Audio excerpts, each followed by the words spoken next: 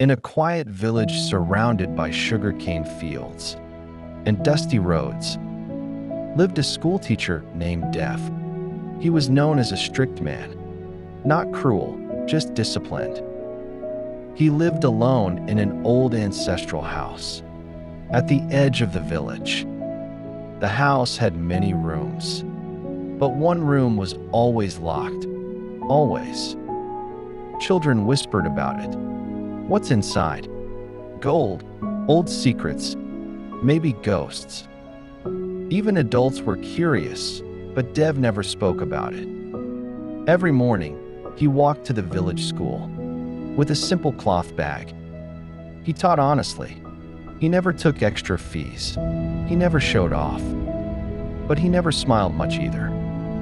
Years passed. One summer afternoon, a new young teacher named Mira joined the school. She was warm, talkative, and full of energy. Unlike others, she wasn't afraid of Dev.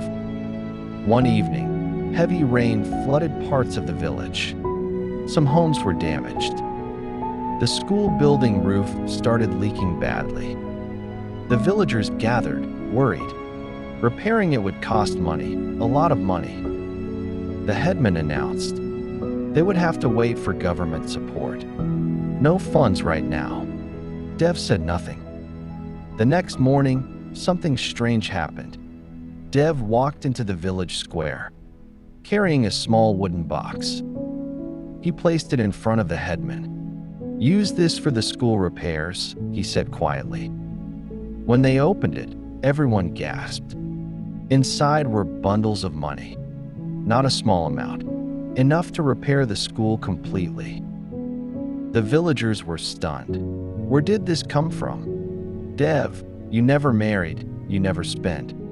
Was it hidden in that locked room?" Whispers spread quickly. That evening, Mira gathered the courage to ask him, "Sir, is that what's inside your locked room?" Dev looked at her for a long moment. Then, for the first time, he smiled. "Come tomorrow," he said. The next day, he unlocked the door. Mira stepped inside. There was no treasure, no gold, no mystery chest. The room was filled with old notebooks, hundreds of them, carefully stacked. "These are from former students who couldn't afford books," Dev said. "I bought them over the years. I kept them to remind myself why I teach." On each notebook, a name was written. Some of those children were now shopkeepers, farmers, nurses. One was even an officer in the nearby town. Mira looked confused. But the money? Dev picked up a small cloth pouch from the table. Inside were small envelopes, some with 500 rupees, some with 200, some with letters that said, "Because of you, I became who I am." He paused. "I never saved money in this room. I saved effort." Mira felt something shift inside her. The villagers had thought Dev was secretive. They thought he was hiding wealth.